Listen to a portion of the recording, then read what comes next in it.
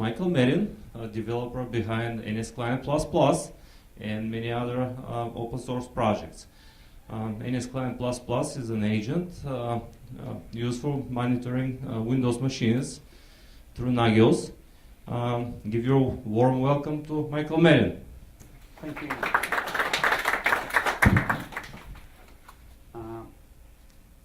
Hopefully all of you were at the presentation earlier, so I don't have to present myself too much or say anything about myself. But my name is Michael Medin, and I'm from Stockholm, Sweden, which would be far away. Anyway, I don't really know how to do this because they said they wanted a workshop, which for me means that you guys do stuff on your computer. So we spend like the first 15 minutes with you booting them. Then we spend another 15 minutes with them. Oh, I need Windows. I just had Linux. And then we sort of eaten up the entire hour we have. So I've tried to do slides instead, and I'm going to show you some stuff, which is not really what a workshop is for me, but that's sort of the only thing I could figure out to do. So that's what you get. Anyway, we saw this before, right? So don't blame me if it breaks. It's your server, your responsibility. The agenda, we'll talk a bit about external scripts and internal scripts, because there are two kinds of scripts with NSClient++. Then we'll talk about how to handle arguments, because that can be confusing. Then we'll go into how to write script. First batch files, then VBA scripts, and then internal scripts, which could be Python or Lua. We'll not really discuss the languages so much. I'll give you some sort of ideas on what you can do, how they work. But talking about, for instance, VBA scripting, I could spend like a week doing that, because there is a million of things you can do and interact with various components and stuff. So the idea is more to give you a sort of an idea on how to write script on Windows and where you can start. So that's sort of the plan. So we'll see what we actually do, which will probably lead to something else. So if you look at Windows monitoring from a scripter's perspective, NSClient++ is what I'm using. The external scripts, though, could be used with nrp-nt if you feel that's better or a better option, or various other clients as well. So the main concepts will be sort of the same, apart from the internal scripts, because they are a feature of NSClient++. So as I said, there are two kinds of scripts. The external scripts, they are pretty much what you're used to. They're shell scripts, which return status and prints a message, right? Whereas the internal scripts are more of a feature of NSClient++. They can access the settings store, they can talk to other commands, they can execute other scripts and sort of filter and change the results, and they can do a lot of weird stuff if you're so inclined. They can be written in Lua and Python. There are some plans to extend this list of scripts, but that's sort of what works right now. When it comes to Lua, that's a bit limited, because Lua doesn't really support Google Protocol buffers, so you do not get the full API. But we'll get into that later on. You can write external scripts in any language possible. And one thing which is important to understand is that you do not have to use Windows languages. It's just as fine to write it in Perl or Python or Bash or whatever you fancy. You just need to install that. But then again, that's what you do on your Linux server. The only difference is that on your Linux or Unix system, it comes already installed. So you shouldn't be scared of installing it, because it doesn't break your Windows servers any more than it breaks your Linux server. So there is no reason not to use the sort of fancy Unix languages on Windows. And if we talk about Python or something like that, they work just as fine. Perl is a bit so-so, if you ask me. That's kind of crappy, but that's my view. But of course, you can use all the cool Windows languages as well, like VBA and PowerShell, which I can't for the life of me understand, and Bash, of course.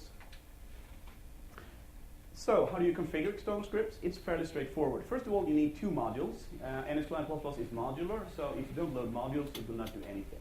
Then you'll have 5 megabyte RAM usage for no features whatsoever. The modules you will need is check external scripts and NRPE server. NRPE server will, of course, be the NRPE server, which will respond to your queries from your Nagios server. If you're using passive checks, you would probably have used NSClient instead of NRPE server, or some other server. There are a couple of them. Check external script is the one which actually executes your scripts and runs the commands for you and parses the results and that kind of stuff. There are the same kind of argument flags which you have in your NRP configuration today if you're using it. You have allow arguments and allow nasty characters. The obvious reason arguments can be disabled is because they can allow you to do good things, and that's scary for some, so by default that's off. The nasty characters, I'm not actually sure that is a problem really on Windows, but I sort of brought them in, and they do the exact same thing they do on NRP for Linux. But generally, I sort of set these to true whenever I need to do something, because you often need to. The nasty meta character is not really required, because very often when you talk about NSClient++ commands, you can get around the sort of strange characters by using GT colon and some other weird syntaxes. So it could be good to know. If you configure internal scripts, it's sort of the same. You need either Lua script or Python script. And of course, if you're going to use NRP or NSA or something like that, you need to load that as well. And then we need to load the actual scripts and, as I said, the NRP server or something like that. So it looks kind of the same, but that's really where it stops, because apart from the configuration, that's a lot of difference between them. So allow arguments can be configured in many places, and this is important to understand, because if you do not configure it in many places, it will not work. And a lot of people, they configure it in one place, and it doesn't work, which confuses them. I sort of tried to draw a picture here to explain this. And the idea is that you can configure it over here with the NRP agent, or you can configure it in the check external script module. The difference, of course, if you configure allow arguments here, everything can use arguments except for check external scripts. And if you configure it just here and not here, then only your scripts can use it, but you cannot use it through NRP. So you generally need to configure it in both places to be able to use it for scripts. But configuring it for NRP is usually a good thing, because all of these commands require arguments. So if you do not enable it for NRP, it will be kind of difficult to use any of the other features, unless you're using aliases, of course, which I detest because it's pain to configure. But that's the other option. But it's important to understand that two places, meaning you need to do it in two places if you want it to actually work. Fairly straightforward. So let's get down to scripting and writing our first batch script. This is probably something you're not too unfamiliar with. To print things, you use echo. You probably use the same thing when you bash scripting in Linux, right? And then you use exit with a return status. So as you can see, it's exactly what you've been doing all these years in your favorite programming language on Linux. So you shouldn't be scared of Windows scripting. It's very easy.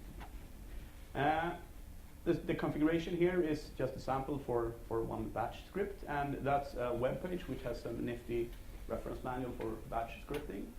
And an important thing here is do not let preconceptions fool you. Batch is actually a kind of neat language, and it can do a lot of stuff. You do not actually, and I see someone is smiling over there, and it's true. I also thought batch was crap. But it can do a lot of stuff, and there is a lot of commands. And one thing which a lot of people don't understand is that in every new Windows version, there is a ton of new command line arguments which you can use. And a lot of people think that Microsoft equals clickety GUIs, but it does not actually. There is a lot of command line stuff you can do, and you can generally configure most things through the command line or check them and that kind of stuff. So explore that before you say that no, we can't do it because it's Windows. So batch is good. This is how a typical script would look. The echo off thing is something you might not be familiar with if you're using a normal language. For some bizarre reason, they're echoing all commands unless you say echo off. The little @ character at the beginning is to not echo this line. So you can optionally just have a lot of @ signs at the beginning of all lines if you don't like to type echo off. But essentially, you just say your message and you exit with return status. Fairly straightforward, no big deal. If we run this from the command line, we do something like this. cmd/c is something you do not always require, but if you're using exit in your batch script, it will terminate the shell, meaning where you are. So if you have open up a DOS prompt and you run a command which uses the exit, it will terminate your DOS prompt and not just the script. So therefore you need to start a new instance of the shell where you will run the script and then allow that to sort of terminate itself. So that's why we have the cmd/c. And if we want to check the return status, we can do echo %error11%. So this is pretty much what you could do in Unix, so it's fairly the same. The difference is it's called like $$ or something for the error status on Linux when you echo it, but sort of the same. This is how it looks when we run this from NSClient++. And first of all, we always use the test mode. Can't stress this enough. Then it will tell you all this stuff which you would never see otherwise. unless you enable debug logging. And at the end, when you start it, it will say enter command to inject or exit to terminate. So now you can run your commands from a command prompt pretty much and see what they do. And the beauty is that you will get some sort of logging on the console when things happen. So if you want to do that, it would look something like this. We would type my_scripts, which is what our script is called. And it would say that, yeah, some yada yada doing arguments. And then it will tell us what the return status is and what the message is like. So this is a very easy way to play with commands in NSClient++, because you can see what happens and you can sort of go up and you can change and, well, you know, like normal stuff you would do in the command line. So it's something I definitely recommend. So now we're going to see if this actually works or if I'm lying to you. And this, oh, wrong one. Oh, I don't even have it here. Maybe I need to exit this guy. This guy, yeah. And then move here. That's why I'm sitting in this direction, so I can actually see what I'm typing. And I need to do this. And yeah. First of all, let's see, am I here? Yes, I am. Oh, see, nothing works. That's how awesome. And reset. This is just cleaning out my configuration file so that we have nothing there. Oh, and now tell me my configuration file is cleaned out. Thank you, I wasn't really caring.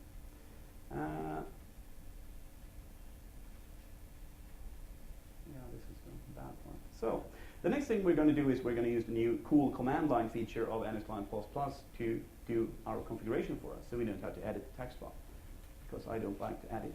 So essentially what we're doing is we're running a command called NSCP, which is what the new binary is called, because I like to change things. Then we use the settings subsystem, so we have -- setting. Then we set that module or /modules is the path, and then the key is check external script, and we want to set that to a blank value. So hitting enter will hopefully, oh, yeah, that's why I shouldn't do it this way. Yeah, yeah. Let's move to this command prompt now. Sort of show some cool features, but you know, Microsoft does.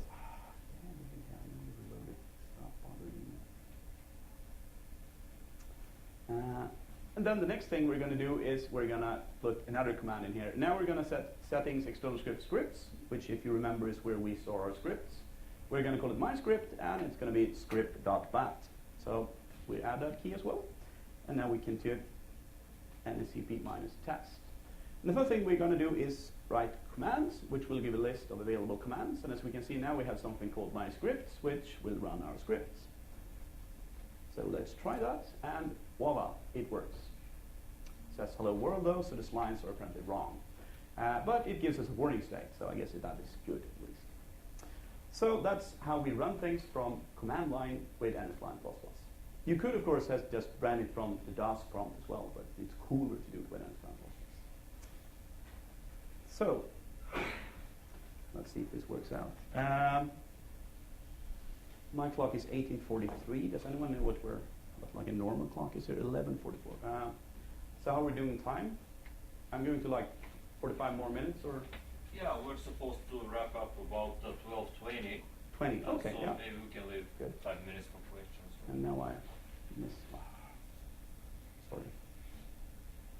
Let me find back where I was. That's where we were. So now we're going to try to write a decent script which actually does something. And since I've always hated Notepad, that's always my favorite script to write, to kill Notepad. So first thing we need to do is figure out how do we kill processes in Windows. And then you're all thinking like, oh no, you can't do that in Windows from the command line, right? But you can, because there is a command called task kill. It's not called kill, because that would have been like Unix. So they had to rename it. And of course it has like a weird, strange argument which no one really understands. For instance, the /im means use this exe file, because this program name or something translates to IM when you work for Microsoft. I don't know. I think it's image or something like that.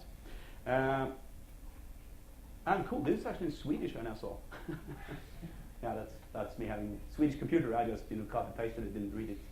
But if you do this on your computer, it will probably be English, unless you have some sort of pirated stuff off of Pirate Bay or something like that, because then it could be pretty much any language. So if we were to run this script, we would do something like this, right? Task kill, and then, as I said, /im notepad.exe. And notice this guy here and here, because that's also something that a lot of people think, oh, you can't really pipe standard out and standard error in Bash. But yes, you can. Works just the same as on Linux.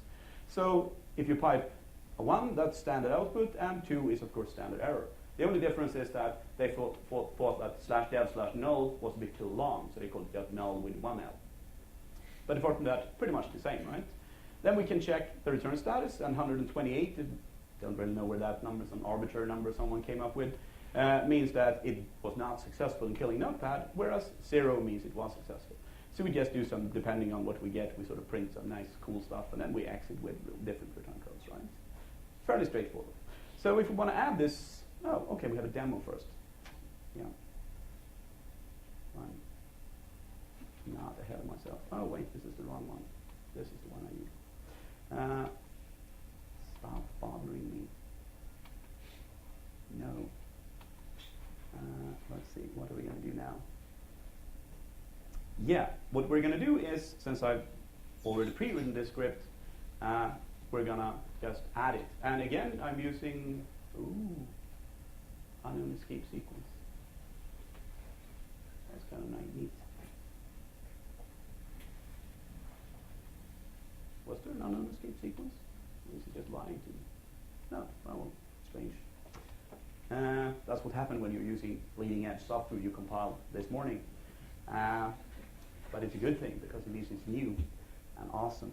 So anyway, this is exactly the same thing we did before. The only difference is now it's called kill np, and we're using a different script line. So we can go up and do test. And if we now list the commands, we will have a few that doesn't fit the screen because we're too far down. There we have two. So we can do kill np, and it will hopefully tell us that it's a warning, we could not kill Notepad. Of course, because I'm not running Notepad. So let's start Notepad and wait for a bit. And then let's go to this screen here. You can see it's awesome glory, Notepad. Let's run the script again, and ta-da, Notepad is gone. Awesome. So now we've actually done something useful, and perhaps you have other programs you don't like people to use. Feel free to kill them instead.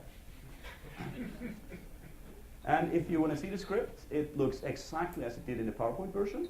And no, I do not want to reload. And here you have the same thing in my Notepad, which is much, much better than the Windows Notepad. If I can recommend it. It's also called Notepad++. You know, that's the cool thing. Yes. With the pluses makes it so much more awesome.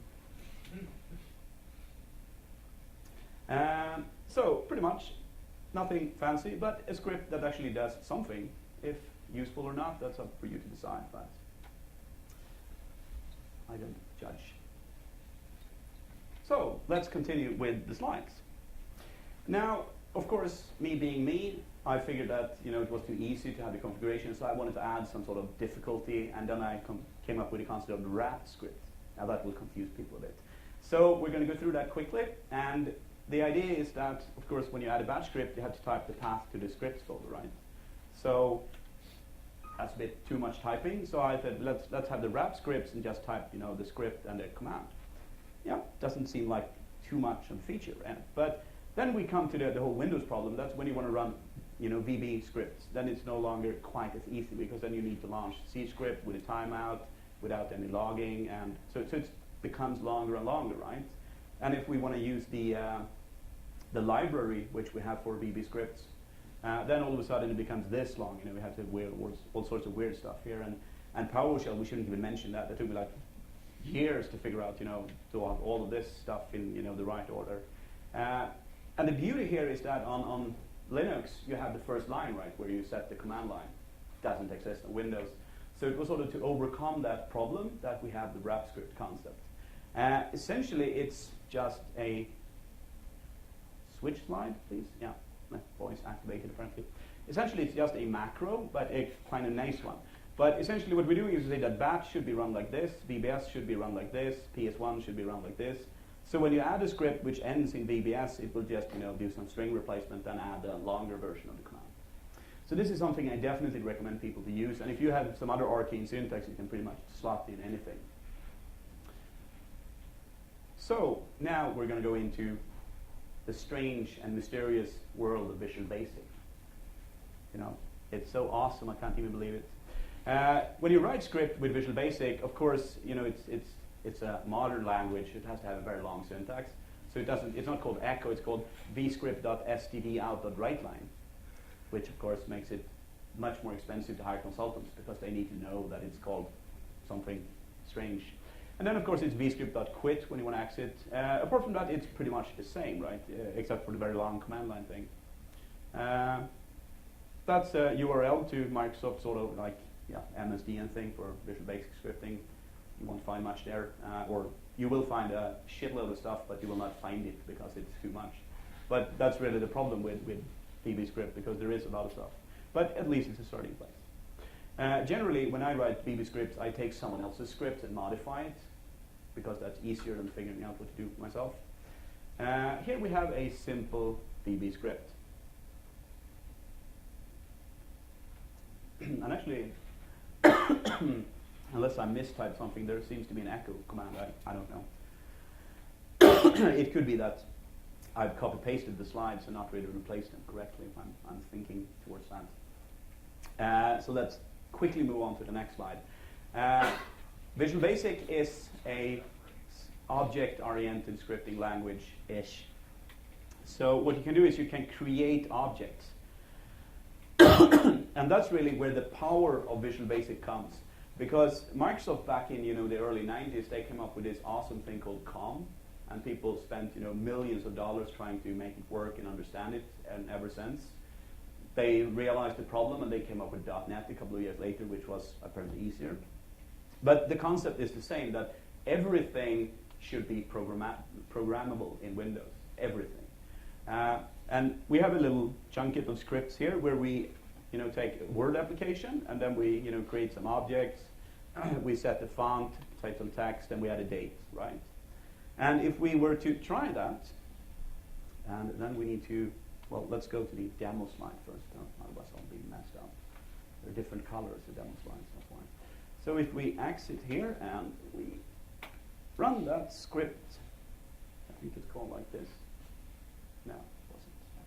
It would have been nice if I remembered. Scripts, Word, could have used tab completion, but I'm too lazy. So what happens now is nothing, right? And the reason is I have two screens. So what happened was on my screen. So I could be just lying to you now, but trust me, this is actually what happened. We got a Word window here which said hello world and entered date with Comic Sans font. And you should probably think of it what we were doing here, because if you were to do this on Linux, you would probably spend an afternoon doing some templates in Latach, right? And then you would set up some weird pipes and stuff. But it took us like half a minute, 10 lines of Visual Basic scripting, and we are interacting with Word from Nagios technically if we wanted to. So Visual Basic can do pretty much everything. The problem is it can do everything. So it's not very easy to sort of figure out what you want to do and where to start and that kind of stuff. But it is a very powerful language, and it has a lot of features. We are actually going to look at something slightly more Nagios user-friendly than Word, because we don't really use that much at our servers, I guess. And what we're going to do is we're going to see if Windows, are we running as bad? I should have fixed the slides. These slides are kind of an afterthought, so they're a bit crappy and something like that. But what we're going to do is we're going to create an object called scripting.filesystem object, and then we're going to check if a file exists, and then we're going to do some, return some sort of output depending on if it exists or not. So this is essentially checking if a file exists. Now, in the real world, you might want to check something slightly more interesting on your files, and then you would not use sfso.fileexist. You might use some other sort of parameter options on it. But again, the concept is to explain the concept when it's fairly straightforward. We just create an object of the file system, and we can interact with the file system, which is very quick and easy to do in Visual Basic. So I don't know if we're going to actually run this. It will work. I can show you if you want to, but there's this green slide, so let's do it already. Now I need to go here first. Find my cheat sheet with commands. See if I actually have that one. I'm not so sure. No, I don't. Interesting.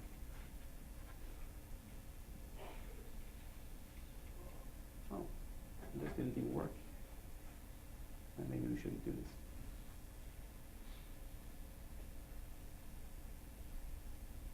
What we're doing now, by the way, is adding the script wrappings because I cleared out my configuration file and they're not there by default. That will be fixed eventually when I'm too bored of doing it manually. Hopefully this worked and we have them added now. I'm not sure, but let's try and see. We also need to load the script, which we probably can do if we go up a bit. No, we can't actually. Yeah, we can. Let's see, what's it called? We need to go to the script folder and say windows.vbs. So let's call the script check win windows.vbs and see if this works. This is the part of the demo that I actually haven't tested, so now's the time you get to laugh at me for it not working. But I didn't mind too much. Yeah, see, it doesn't work. Awesome. I wonder what I did wrong.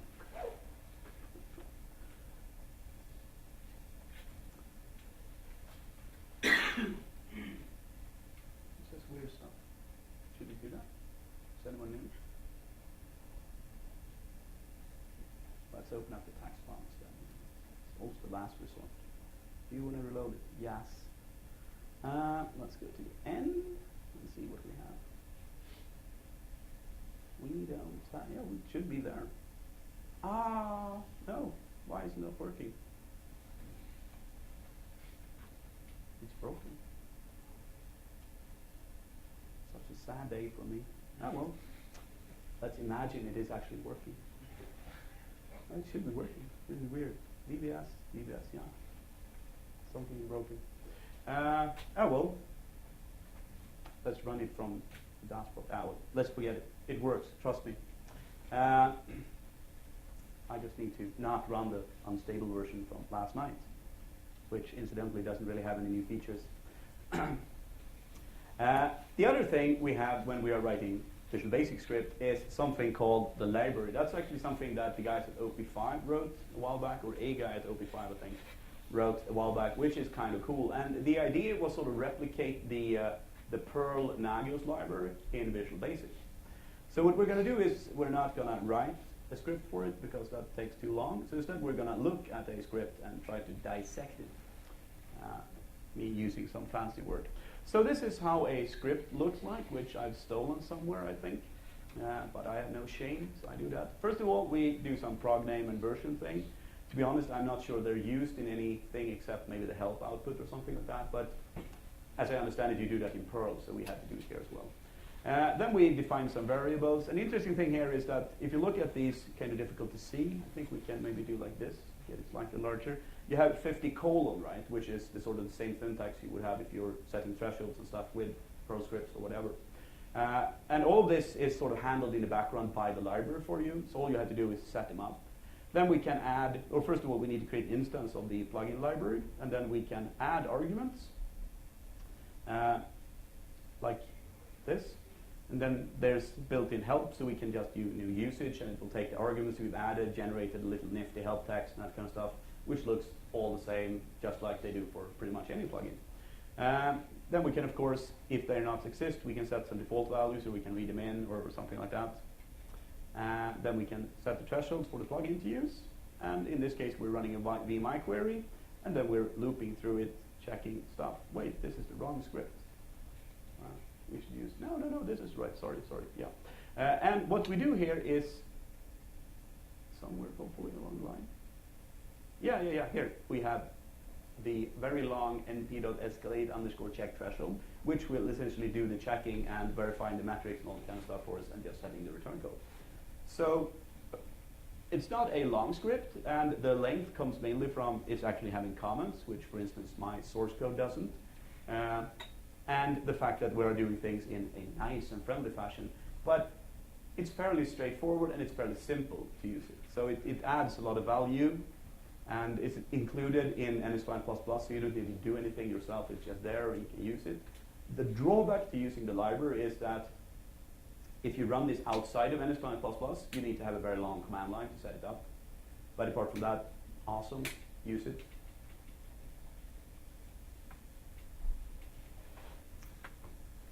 And by the way, if there are any questions, please ask them. And if there are no questions, please ask them anyway. Yes? Go with the microphone finger, otherwise they'll probably be annoyed.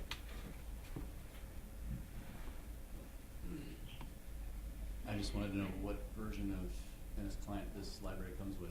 I think it was included in 0.3.8. There were some bug fixes I know in 0.3.9, so I'm fairly certain it's been there for like a year and a half or something like that.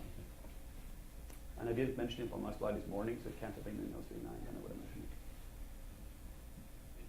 it. But I can add that it's not used that much to my knowledge. I know that OP5 use it as a basis for their script, but I think that's pretty much it. I'm not very good at promoting stuff, so it's generally no one uses anything I do. Unless by accident. Oh, interesting. Slide ended up behind. So, now we're going to talk about internal scripts. And then I, as always, have sort of rushed ahead, and we have like 20 minutes for the last 2 slides, which, trust me, does not take 20 minutes. So as I said initially, internal scripts are way, way, way different from external scripts. And they are very, very powerful, so you can do a lot of cool stuff with them, if you were so inclined. The drawback is, of course, they just work within NSClient++, so you can't really use them for other solutions. But the main idea with them was that they would be a way for you to sort of alter aspects of NSClient++. A lot of people were like, I don't want this output, can you change it? And instead of adding 4 million options, having like check option, whatever his name was or something like that, because he's the only one who wanted the feature, I figured let him write the script to wrap it. With the advent of the 0.4.0 version, where I have sort of rewritten everything has been designed in aspect to you can script and change things. So with 0.4.0, you will be able to do a lot more stuff with the scripts. And anything I can do with a C++ module, you can do with a Python script, if you prefer Python. Some people do, actually. I personally don't like Python, but it's easy to integrate, and that's why I'm using it. Same thing with Lua. I hate Lua, but it's also easy to drop in. The drawback, though, with Python scripting is, of course, you need to install Python, and your Windows admins will never allow that. If you come to me and say, yeah, we need to install this Unix Python thing, I'll be like, yeah, right, that's going to happen. But you can always try. And please tell them that you've installed it on 45,000 Linux servers. It's just fine. Trust me, it works on Windows as well, because that's really the way it is. You shouldn't be scared of using tools on Windows, even if people are that. One thing to note is that they run inside NSClient++, which means that if they do something bad will happen to NSClient++. So it can be dangerous, and you can sort of do bad things. But then again, that's the beauty of power, the responsibility you don't have to care about. Now we come to the sort of difference between an external script and an internal script. And the main thing is, of course, that a script is not equal to function. When you run external scripts, it's generally check printer, check TCP, check HTTP. When you have an internal script, that's just, here's all my scripts. So you can have 4,000 commands in one script if you were, or you can have, if you prefer, one script or one command in each script as well. But what happens when a script is loaded is that at boot time, NSClient++ will pick up the script and execute it. Then the script will go in and say, oh, I have this command, I have this command, and I have this command. And then they are available to the rest of the NSClient program. So there is no correlation. You can have a script which does not provide a command if you want. Don't really know why you would want to do that, but you're free to do it. And especially with the 0.4.0 version, that can actually make sense, because there's a lot of more things than commands, because you have submission handlers, you have routing handlers, you have execution handlers, and you can handle the configuration and that kind of stuff. Generally, what you do when you register something is that you set up a hook. You tell him, if we execute this command, run this function. Or if we get this event, run this function. So then your command handlers, or hooks, or whatever you want to call them, can then interact and do stuff. So if you want, you could have a command which adds 5 new commands, which adds 3 new commands. So you don't have to add all your commands at startup if you don't want to, but that's generally what makes sense for me. So that's what I tend to do. So if we are to looking at a basic script, it would look something along the lines of this. And for those of you who don't read Python, I'm sorry, this is Python. Python is pretty much like any other programming language, except that they decided that the whole bracket thing was not for them, so they wanted to have tabs and colons instead, which, I don't know, makes it strange if you ask me. The other thing they didn't want is some sort of exception structure, which means that any Python program is crap. Trust me, I've tried, Plone, which is an awesome CMS, except for the fact that, everything just breaks and you just get weird stack traces all over the place and nothing works in the end. I've tried Track, same thing, and I've tried them all, same thing. So Python is a great concept, but unfortunately either there's something wrong with Python programmers, or Python programmers are just horrible at programming because it doesn't work in the end. But anyway, that's just me being mean to everyone who programs Python. I don't really take offense, because I don't program Python. The first thing we have is an init function. We get a plugin ID, a plugin alias, and a script alias. The plugin alias is the same thing we had, if you noticed the slides earlier, when we could load different modules. So this is the alias we have for this instance of the Python plugin script. The script alias is sort of the same thing. You can load the same script twice with different script aliases, and then have them do weird different stuff to confuse people. The plugin ID is just something we need to feedback when we are doing something, because every plugin has a different ID and they sort of correlate each other. So we don't really need to understand what this is, it's just there. The next thing we do is get the configuration subsystem, and then we get the registry where we can register commands and functions. In this case, we use the simple command line for a help command, and then we have a simple function where we define which function we're going to instruct, a command handler and a description for it. And if you remember, we had this little nifty commands thing where we could list all available commands, right? That's the deal. So this would be the command, and this would be the description, right? And the idea is to eventually have some sort of automatic help generation thing, but I haven't really gotten around to it. Help is, of course, just a simple command, so there's no descriptions, or it's a command line thing. Then we do something which you cannot do with the external script. We take the configuration instance we have, and we set a value. And here is where it starts to break away quite a lot, because now you can alter the configuration from the script, meaning that, for instance, all my unit tests, they have an installation sequence. So I just run the script, and what it does is it add, we need this model here, we need this model here, we need to listen to this port here, and it configures the entire NSClient++ thing, and then exits out, does nothing more. But the next time I start NSClient++, it's configured for running whatever unit test I'm running. So this is kind of neat, actually. And it's a kind of neat way to at least standardize or handle your configuration. Then we have the logging thing, is essentially just printing stuff out. The interesting part about this one is now we're getting the value we just set, right? So we can both set values and of course get them, otherwise it wouldn't make much sense. Then we have the shutdown command, which is executed when the script is killed off, and we just say shutting down, so nothing fancy there. Then we have the next slide, which is the functions we implemented. If you remember, we first had the get help, and then we had the cmd. Right. So now we're going to define them and actually do something. In the get help case, we get a couple of arguments, and we just return, okay, I'm not helpful. That's usually what I do when people ask me for something. And then we have the test, where again we get arguments, we do some stuff this time, and we just return it back, right? So here it kind of looks a bit like normal script, with the exception of you can have 4,000 of these in one, whereas if you use an external script, it's again one script, one function. The interesting thing here is that what we're actually doing in this function is we're running another command, right? So what we could be doing is we could have been running 10 different commands, aggregating the result and return back, this machine is alive. So then we would be doing something similar to check multi or something like that, right? Or we could have run 10 commands, then run 10 NSCA results back to the server and return, hey, I'm fine, or something like that. So we can do a lot of things we could not have done with an external script, or not easily have done with an external script like that.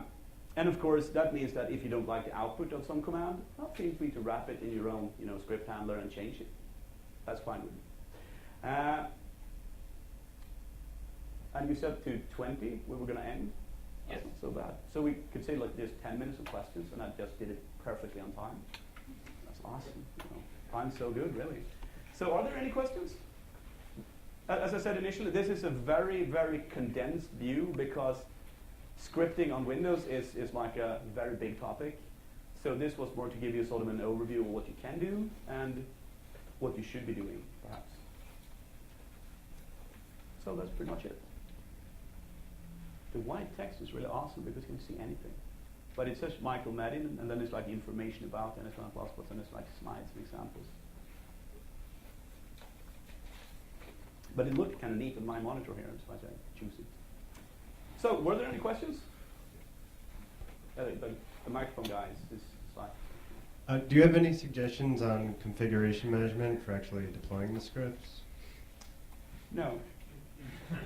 No, the slightly larger answer. Generally, when it comes to configuration management on Windows, most people have some sort of MSI stuff to push stuff to the clients. And what you do then is that you take the MSI you got from your company, you can open it up and you can modify it, right? So that's a way. But to be honest, if you don't have 45 million servers, I would probably not go to that trouble, because then it's probably easier to just use something remote copy, or set a what's it called, like a configuration, group policy, and push files with that, because that's probably the easier option. One thing I would like to add, though, is that one of the new things with NSClient++ 0.40 is the ability to push scripts to and from servers. But I'm not sure if that will pan out, but that would be an option. So any other questions? Michael, I've got one question. How can someone contribute to your project? I think the best way is to send me money, actually. But if that's not your thing, then feel free to edit the wiki, or email me bugs, tell me what to do. And I think the best thing actually for me is if people tell me what they need and what they are doing, or what challenges they have. Because, as I said in my presentation earlier, I don't do this for a living. I don't use Nagios. My Nagios installation is 3 boxes, and then I don't mean 3 distributed Nagios services. I mean 3 machines I'm monitoring. One of them is the Nagios server, and the other one is this machine, which right now is not being monitored, by the way. So the whole sort of like enterprise thing is not really my thing, which hopefully is your thing.